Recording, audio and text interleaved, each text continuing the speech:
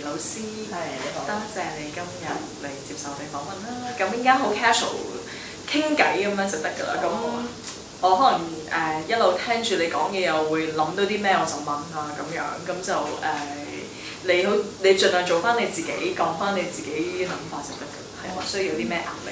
咁咧問下少少基本嘅資料先啦。頭先就聽到話你係教中文同埋文學，係咪？咁你已經教咗幾多年書啦？今年第25年，銀禧紀念。哇！咁你係咪一畢業就係教書啦？咁係啊，一畢業就教書，從來冇試過做其他嘅工作。都有試過去考評局做借住一年啦，係啦，都係老師嘅工作都係教學嘅工作啦。都做過好短期嘅喺香港電台嗰度幫手去揾啲雜誌揾廣告啊，都做過。係做老師之前一定係中途發生嘅。其實老師之前嘅嚇。嗰份工喺港台做咗幾耐啊？咁2個月到啫，因為都好難揾啊啲廣告。我想去揾啲廣告，即係啲人叫人落廣告。係啦，去逐個電話打嘅，即係逐個喺你電話簿度逐個電話揾。我哋有呢個雜誌想揾你落廣告，你願唔願意啊？咁樣10杯奇狗都還願。係啊，咁就係咁樣喺度打電話打咗2個月啦。係啊，真係又打電話打咗2個月。咁後尾咁，但係當時係做呢一個打電話呢份工嘅時候，你已經讀完晒書㗎啦。我唔係好肯，好似係喺唔知最後嗰年定因為可能係最後一年教書之前，定抑或係再之前呢個暑假，因為唔係好記得兩個。好似暑期工咁樣嘅。咁跟住就入咗教書呢一行，就一路都係教。係因為一畢業之後9月就正式教書啦，咁就大學嗰陣時中大啦，唔知4、5月咁樣放假啦嚇，跟住就嗰陣時都會搞啲基督徒啲 camp 嘅，咁所以嗰陣時畢業嗰陣時就會搞啲聯校嗰啲嘅基督徒嘅 camp 啦，咁跟住搞完咁6、7月、7、8月咁就已經差唔多翻學，即係已經係去翻工。即係你其實臨到畢業嗰陣時已經係揾到份工㗎喎，係咪啊？係啊，即係畢業之前已經差唔多揾到。咁你係讀 education 嘅中文？讀中文係啦，嗰陣時都未讀教師文憑嘅，即係其實教咗書跟住先再去讀教育文憑。咁其實你都好早已經決定自己會去揾教書工作。我嗰陣時咧就讀中文同埋副修就 journal， 咁我就有諗會唔會都去有啲從事啲出版啊嗰類啲工作嘅。咁但係我嗰時又唔係太勤力揾工啊，因為我就用幾多時間係搞嗰啲聯校嘅畢業營啊、分營啊啲咁，所以其實我來來去咧，其實應該係寫咗2-3封信。係，咁咧其中另外有一份咧就係中學嘅老師就介紹我去嘅，即係佢就好想我幫佢一間好熟嘅學校去教書，咁佢就介紹我去見工。咁另外而家我呢間咧就係我自己寫信嘅，咁仲有一間啫，好似係咁多，係3間嘅。就冇啦，就係3間都係教書嘅工，咁就3封信。係啦，就係但係嗰陣時話係咪好立定心志要教書？我就可以講我唔抗拒教書。當時嘅你係啦，當時但係我冇諗我一生都係教書嘅嗰陣時。就諗咁我畢業試下先咯。試下，咁就唔係話花好多時間揾工嗰啲時候，咁畢業咁試下教書先咯咁樣。咁試下教書。都總會有一啲嘅諗法㗎，即係咁多種嘅工作。咁當你帶住個試下嗰個心情嘅時候，其實當時有冇啲嘅期望啊，或者有啲諗法啊，其實有啲想像啊？最主要係因為我嘅中學好多好嘅老師，呢個係最重要嘅原因。咁我中學好多好嘅老師，尤其是係我中二嗰個老師咧，即係個班長咧，係幫咗好多。你中二嘅時候？係啦，我個班長，因為記得我中2嗰年咧，係同啲同學咧嗌晒交嚇。其實係啲女仔嗰陣時嗰種咧，都唔知點解就會唔睬你啊，跟住咧就成班人跟住話唔同你玩啊嗰啲咁樣。咁於是嗰段經歷咧都好唔開心。咁後嚟咧嗰個班長咧就揾我傾偈啊，咁亦都開解咗。我仲記得有成知唔知成個零兩個月啦，起碼係瞓唔着嘅，即係晚晚喺度咧，即係瞓到冇幾耐咧，都唔知道自己醒嘅。咁跟住就係又諗翻件事啊咁樣，咁但係唔敢同屋企人講喎。咁跟住後尾就但係老師又觀察到我嘅唔同咯，觀察到我一啲可能同同學相處嘅異樣啊咁，佢主動揾我食飯，咁啊同我傾，跟住後嚟就約你出去食 lunch 咁樣。係啦，喺學校食，咁跟住佢又冇幫我解決問題喎，佢就係好清楚咁同我講，佢話如果佢哋唔再同你玩，你會點啊？咁於是一喊啦，喊到死咁滯。咁後尾跟住佢就冇同我諗解決辦法，但係就即係同我講話，即係就算所有人都唔睬你都好啦，即係耶穌都仍然喺度嘅。咁嗰一下嘅安慰好大嘅。咁同埋佢就即係同我祈禱啊，跟住後尾就跟住我翻去咧，就真係即係開始瞓得着。我諗係有機會宣泄啦，有機會講啦，有人明白啦。咁啲同學其實未好翻，但係就開始瞓得着。咁嗰個經驗令我覺得老師好緊要，即係呢個都係我嘅其中一個動力。咁而另外就都我中學嘅文學老師啦，佢係後嚟介紹我去揾工嗰位嘅老師，跟住佢後嚟做校長喎。咁佢對我影響都係好有心嘅，因為佢對學生好關顧咯，好真誠啊，咁同佢相處係好開心。咁所以講呢啲點點滴滴咧，令我覺得做老師係喺我心裏面種咗個根係好有意思。同埋我喺大學嘅時候個信仰係更加即係堅定咯。咁所以我會覺得好想都係喺教育裏邊教學裏邊咧，都可以向學生傳福音啊。咁於是一試就試咗20年，試咗25年，係。咁喺呢25年教學嘅生涯入面，你有冇覺得自己經歷一啲點樣嘅改變啊？咁樣有冇經歷啲咩改變啊？其實真係都好多經歷嘅，咁都有起起跌跌咁樣啦。我記得就開頭嗰陣時戰戰兢兢，但係好有熱誠。咁但係到5年度咧，其實就都好懷疑咩係咪應該繼續教書？點解會有呢一個懷疑咧？因為你預示到，如果你繼續教書，你就會以後都係教書。即係都好諗我係咪繼續都想？我哋仲同啲同事講笑，係咪都繼續想 lunch 拎住盒飯盒喺度食，跟住咧即係過呢種嘅生活咁樣咧咁。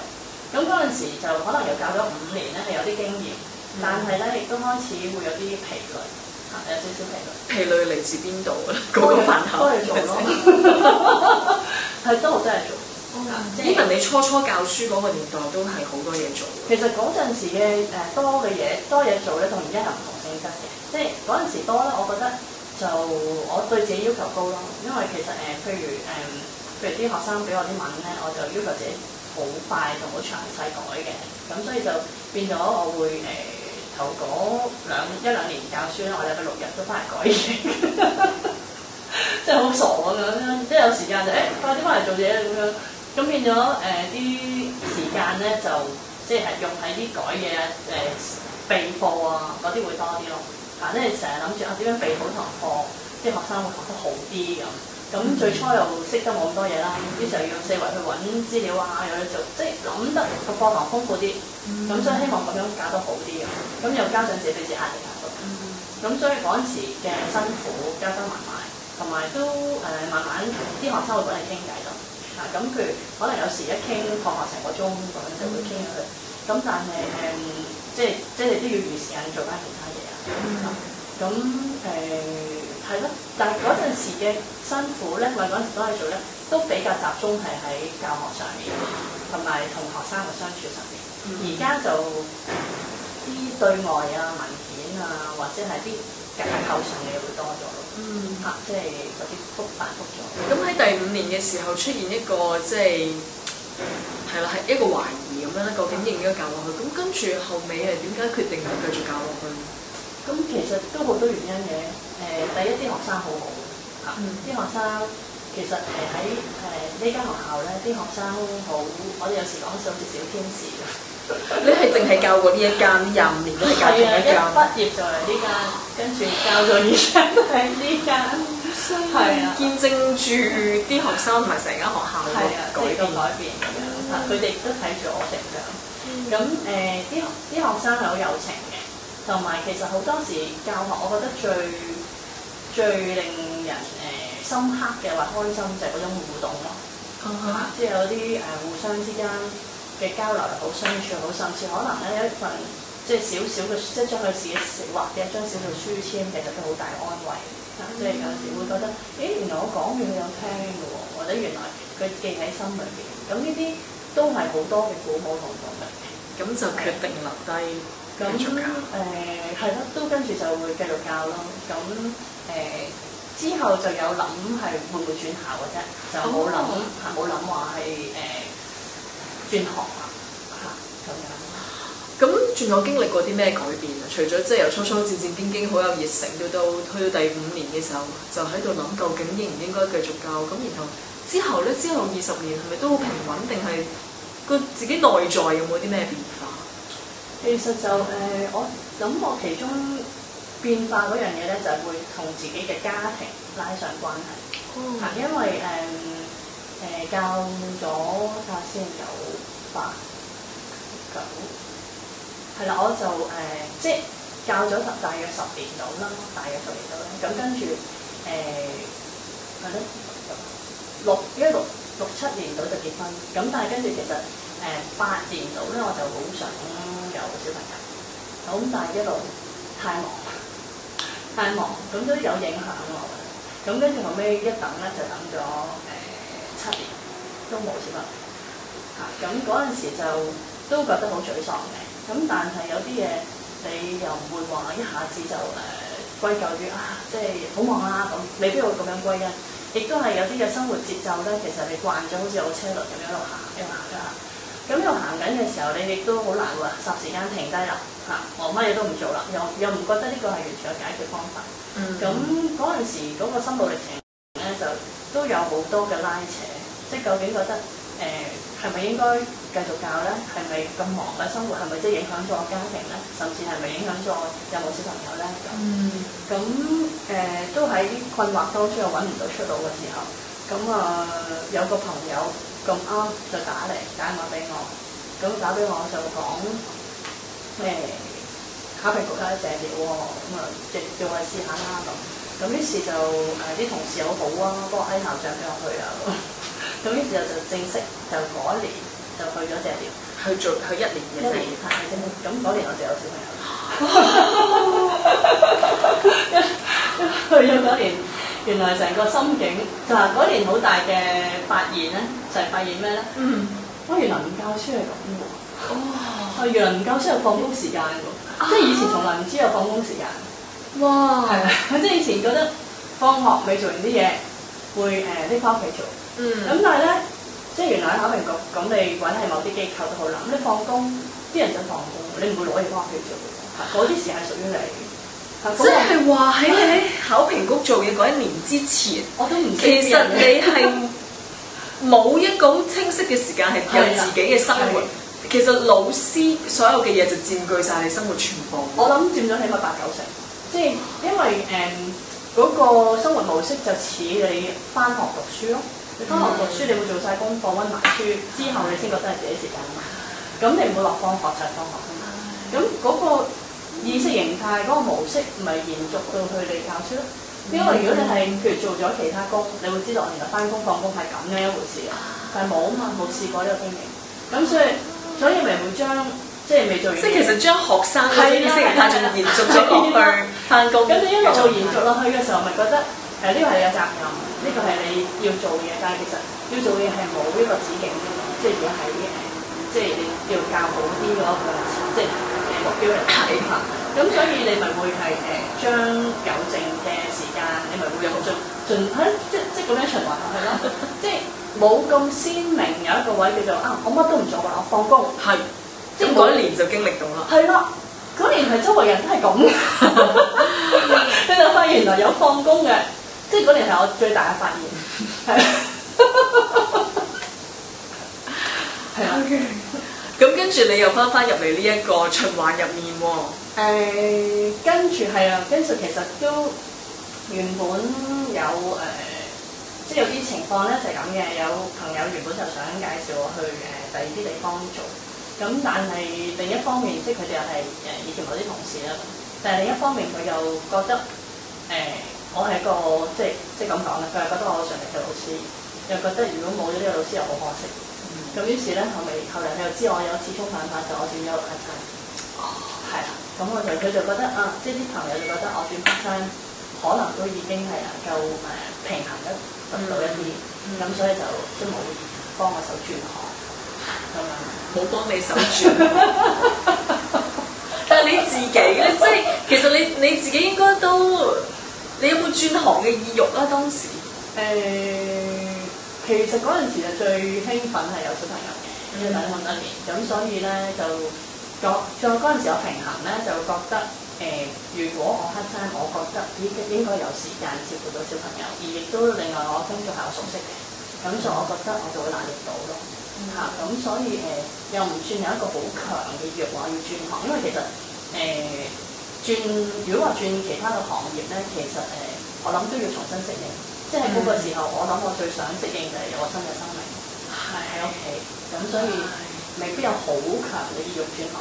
咁但係同時間嗰年咧，即係有放工嗰年咧，我都發現一樣嘢嘅，但係我又發現咧，對住4埲牆咧，其實都幾悶。但育 B B 好佢嘅喎。唔係嗰陣時，我係借住嗰時未生啊嘛，即係借住嗰年。即係放咗工之後，你覺得好悶？唔係，係翻工嘅時候覺得好悶。翻工嘅時候。因為咧除咗老細間房有窗之外咧，其實周圍牆嚟噶嘛，同埋對住部電腦。咁我就同我咁多年嘅生活係對人，同埋咧係其實入到間房你係好自由去創作噶嘛。即係譬如你諗住玩啲遊戲又好，你同佢哋可以今日有啲咩互動又好。我記得有一年我直情每一個同學，我為佢畫一張生日卡，用佢個樣去畫生日卡，係啊。你係嗰班嘅班主任？係啊，嗰年我係做班長，因為我想為你創造一啲係佢獨特、佢獨有嘅嘢咯。咁佢呢啲係你自己諗㗎嘛。咁譬如可能就算同一個課題，你之後再教，你都有新嘅嘢去教，或者係有新嘅諗法去教。咁同埋你見到嘅係人咯，同埋你可以走出走入課室，諗到好自由咁樣。咁但係4埲牆咧就真係一定係朝9晚5，中間一個即係放 lunch 嘅時間，其他就係廁所咯。其他就知有一正嘅就對住個電腦。我都覺得啊，原來咁嘅 office 工作咧，除咗係有放工係我最享受之外咧，都幾悶。即係我嗰陣時好快已經做完佢差唔多好多個月要我做嘅嘢，咁成日做完啦，跟住就覺得好似冇乜人去對，最多就係同事傾2句咁樣，咁唔係咁中意即係咁樣嘅比對之下。我好想聽多少少，你話你會喺課室裏面好自由去創作啦。係啊。咁其實我聽親啲老師講都係話啲課程教唔切啊，或者即係好多有好多份嘅功課要俾學生要改啊，好多嘅嘢。咁你喺課室裏面點樣去可以自由地做創作㗎？即係創作嘅意思啊，譬如我覺得尤其是係對初中個空間會大啲。因為咧，譬如我成日都中意揣摩咧，究竟我咁樣講嘅時候，佢哋會有咩反應？即係我喺教之前，或者係靠以往教嘅經驗咁，我就會諗呢樣嘢，同埋諗下如果我咁樣個流程喺呢度加啲乜嘢，佢哋就會有啲乜嘢鬆一鬆，或者係笑一笑嘅位咧咯。咁我覺得呢啲都係啲創作咯。或者有次我都即係啱啱而家諗起，有次都幾得意嘅，咁攞張凳就調轉擺咗喺台度，咁跟住我就攞咗屋企一啲攝石公仔，毛毛嗰啲攝石公仔，咁我攞晒翻嚟就攝喺張，就擺晒喺度先，就叫佢哋啲幫幫嚟，叫佢出嚟咧就任佢自由將隻公仔擺一個形態攝喺張即係鐵凳上面。咁嗰堂咧等佢攝完之後咧教佢觀察，教完佢觀察之後咧就教佢寫動態描寫同埋靜態描寫。咁咧佢就覺得好有趣咯，即係佢就覺得啊咁得意嘅，咁跟住咧就有係佢又叫出嚟擺 pose 啦，將啲公仔。咁擺完 post 咧，跟住咧又有興趣，即係因為係佢擺啊，所以佢覺得咧寫翻佢咧，佢個動機就大好多咯。咁同埋係公仔啦，咁佢又會覺得好似自己創造咗一個形態出嚟。咁譬如呢啲咯，咁譬如有一年我教賣油翁咁就真係呢個壺係要鋪晒報紙入去，邊個出嚟倒油？咁試下倒油，真係攞啲油去倒。我話油我唔敢俾你滾水啫，咁就滾水咁啊，真係有嘢倒嘅。係啊，真係倒嘅，咁啊真係攞晒準備晒個殼啊咁啊，同佢講有咩分別，攞到銅錢翻嚟啊咁擺喺個水樽度，咁去試咯。咁跟住去試嘅時候，覺得好開心。咁個過程咧，你就發現其實佢就得意嘅，即係因為佢開心，你都開心啊。咁我覺得呢啲都係啲創作，即係有呢啲空間去諗呢啲嘢。咁你喺生活入面咧，有冇空間創作你自己嘅生活啊？以前多啲，以前我就會寫嘢多啲，即係我嘅創作就會寫嘢，或者係都有一個時期去少少寫書法啦咁樣，即係有啲時期都會咁。咁但係就呢個即係永遠都係24個小時，咁佢多我咪少咯，即係用喺學校嘅多，咁自己咪少啲咯。咁到生小朋友之後，就會多啲同啲小朋友去創作咯，即係譬如佢哋啲一言一行啊，咁我哋會即係記得晒，或者係朝頭早我會揾個紙袋要畫個公仔，咁咧跟住咧就叫佢哋起身咧食早餐，就整個早餐樂園，跟住就由呢個紙袋公仔同佢哋講點樣食啲咩啊咁佢哋好開心，即係我覺得呢啲都係一啲創作。你有幾多個小朋友？兩個，係嗰年生咗一個，即係嗰年有一個，咁跟住後嚟做 part time 之後，過咗年半之後又生咗，咁總共就生咗。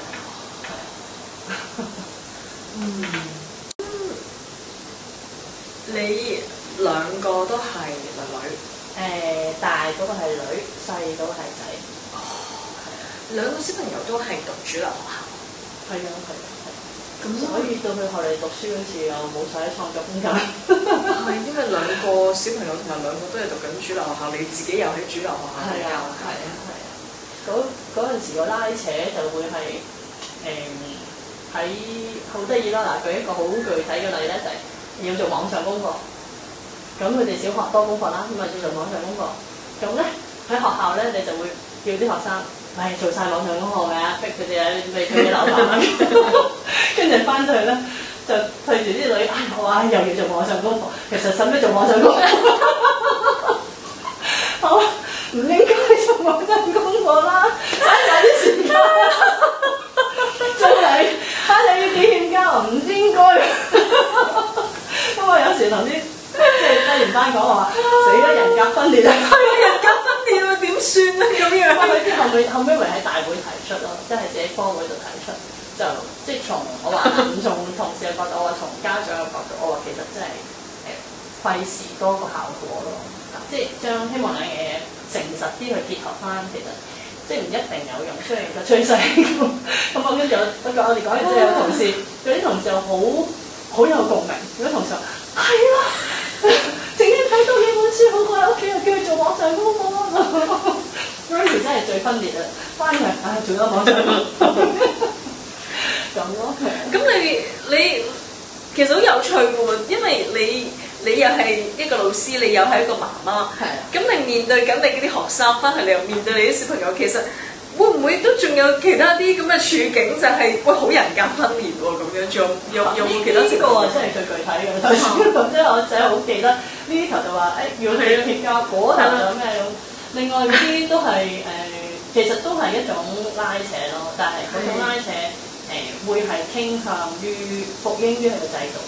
咩意思咧？即係譬如佢哋細啲幼稚園嘅時候，冇任何功課壓力。咁佢嘅時候咧，其實咧你就會好諗佢中意乜，有啲咩有興趣學，或者佢啲時間咧點樣用咧，即大家都好開心咁會咁樣嘅諗法會多啲咯。但係到佢真係升咗小學嘅時候咧，嗰個辛苦就嚟啦，即係好似有時同同事分享就係喺學校又要逼人做功課，喺屋企又要逼人做功課，真係好悶咯，真係好悶。即係，但係你屋企咧，你唔逼佢做功課，佢冇交，咁佢冇得交，咁又欠交。咁既然欠交之後咧，可能咧仲要係又要改正喎，有啲可能做錯咗，咁啊改正又要由頭到尾抄一次，咁我話你做啱就唔使抄一次啦。咁呢啲位咧，你就要即係又要喺屋企就要好俾心機做啦，咁樣喺學校又要做功課，即係功課成為咗好大嘅呢個項目啊！即係成日都係首先完成功課先咁呢啲，但係你又走唔出啦，因為其實學校又有咁嘅要求，你自己做老師又有咁嘅角色，係要去做，即係一定係要俾咁多功課。其實我都算俾得唔多嘅，我覺得自己即係唔算話俾得好多。你會唔會因為要教仔女做功課咧，然後就覺得不如我俾少啲功課俾學生？原來咁辛苦㗎，有冇咁樣？會唔會諗會多咗㗎？真係會多咗，有時體諒多咗。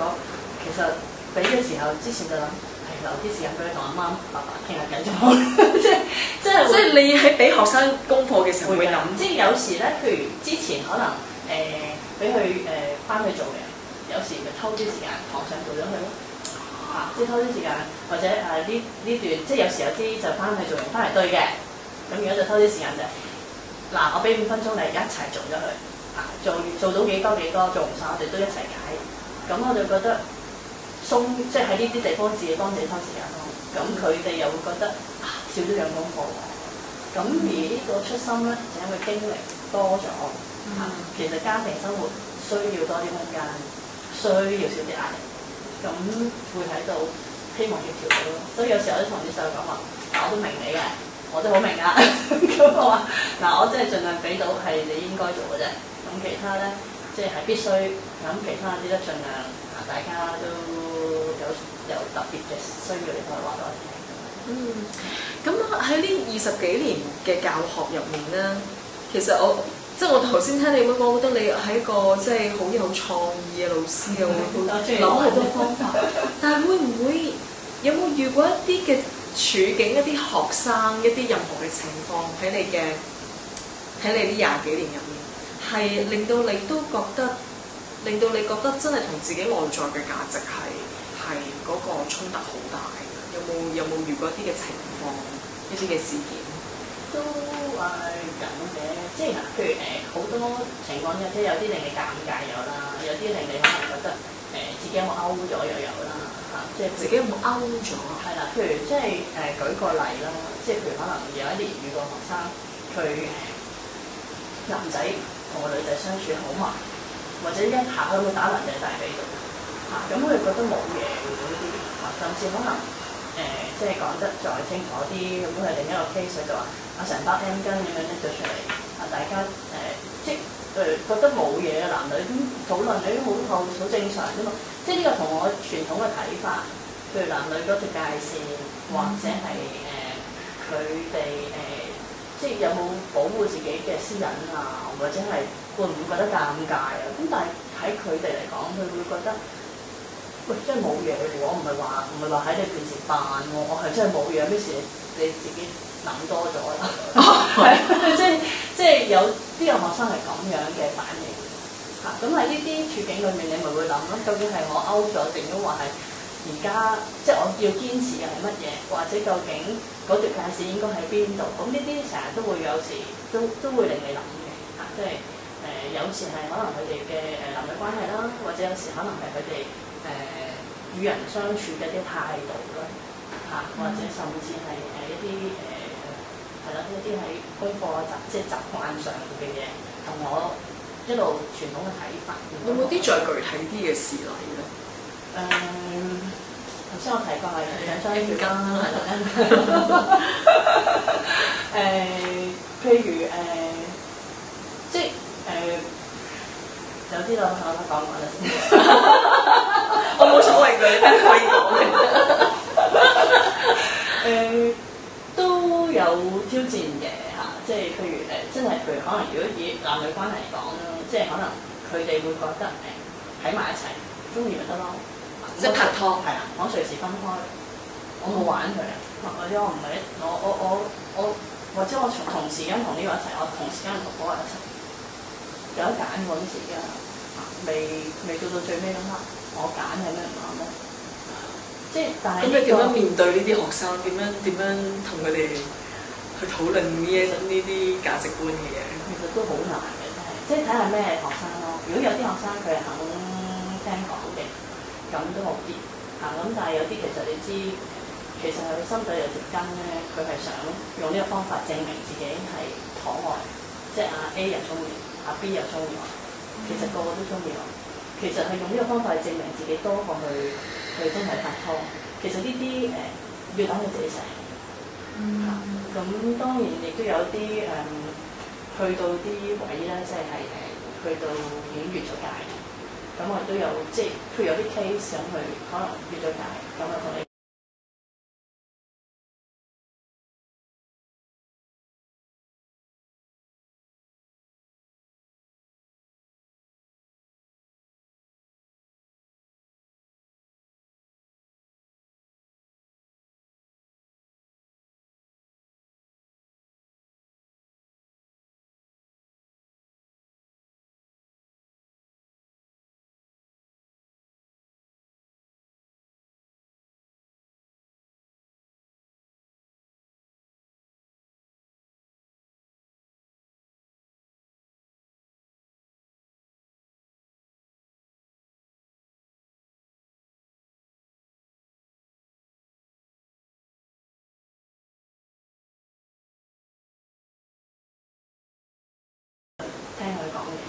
咁我諗好多細節好難睇到講，咁但係我諗呢類咯，呢類有時就會都令自己會諗，究竟係點嘅咧？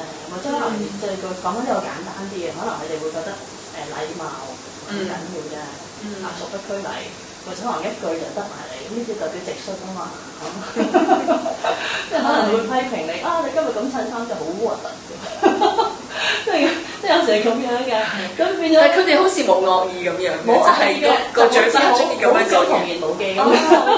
但係其實佢哋嘅文化裡面，佢覺得而家欣賞嘅係直率嘛。而家欣賞係覺得你唔好太認真啊嘛，你太認真你係輸㗎啦嘛。咁啊跟住即係而家文化裏邊欣賞嘅就係好真啊嘛，我講俾佢真咪得咯，佢唔使理人哋感受啊嘛。咁其實呢啲都會好多會衝擊你自己嘅究竟我應該係睇佢哋嘅諗法，定話其實有乜嘢應該係嗰個價值係應該落手嘅咧？或者我教佢同人相處嘅時候係點咧？究竟你係咪真就已經係等同最好咧？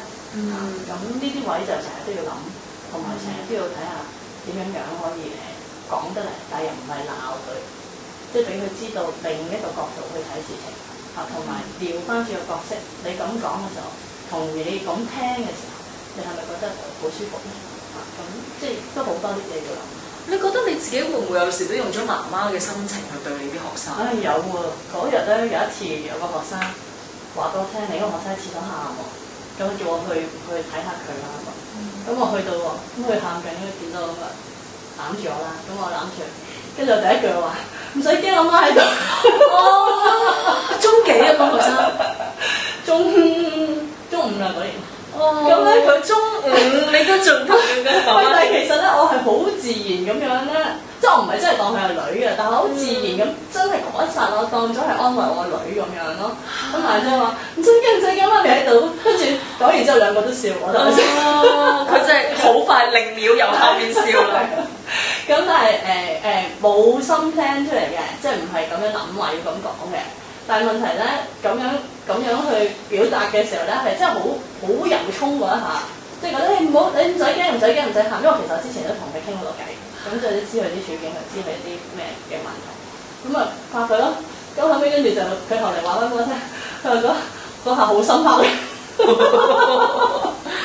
佢自己媽媽唔知道有冇同佢做過呢樣嘢，攬住佢。我又冇問佢，但係因為其實係即係一個錯誤當中，但係又有好有意思嘅一個嘅片段咁樣。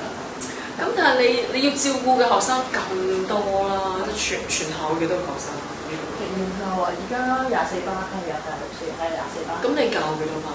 而家少啲，而家3班少啲，以前就多啲。我而家教3班到啦，係咪4班？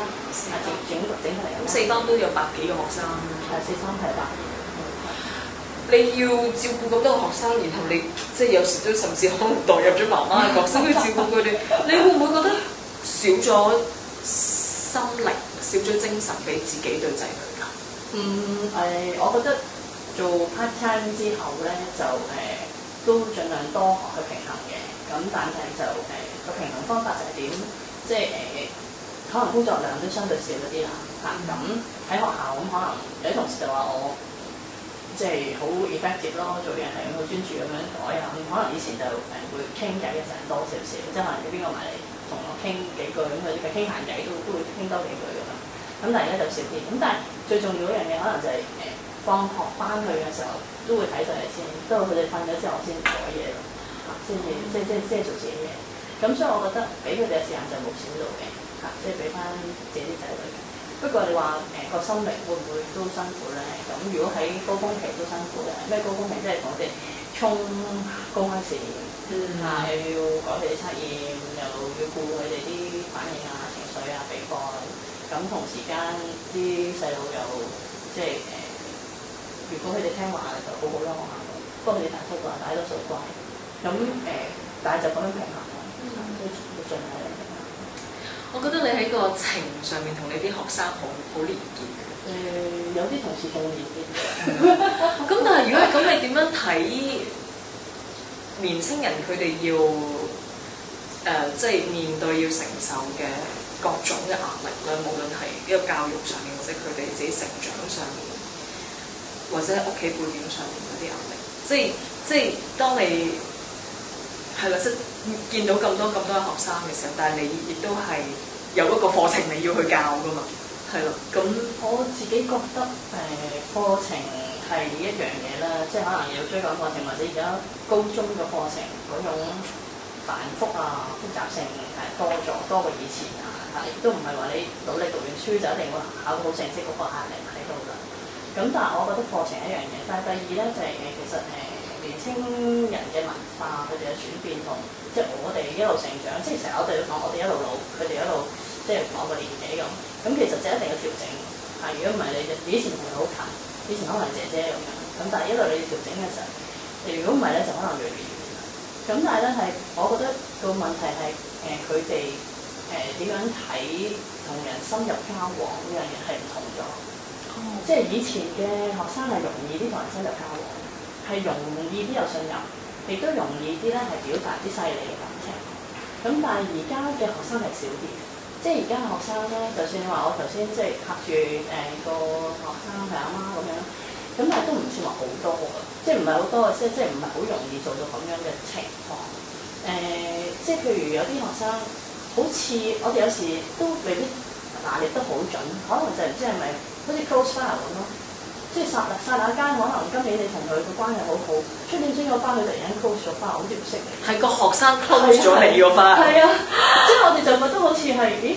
點解咁嘅？即係以前就唔係㗎嘛，即係唔知似唔似一種即係好似電腦嘅文化咁 delete 咗啦嘛，開咗個新班，或者可能即係 delete 咗一個老師，你覺得係個學生 delete 咗個老師個關係？係啊 delete 咗一啲關係，即係因為其實現代人要接觸嘅資訊同埋關係好多，你諗下喺 WhatsApp 裏面幾多群組？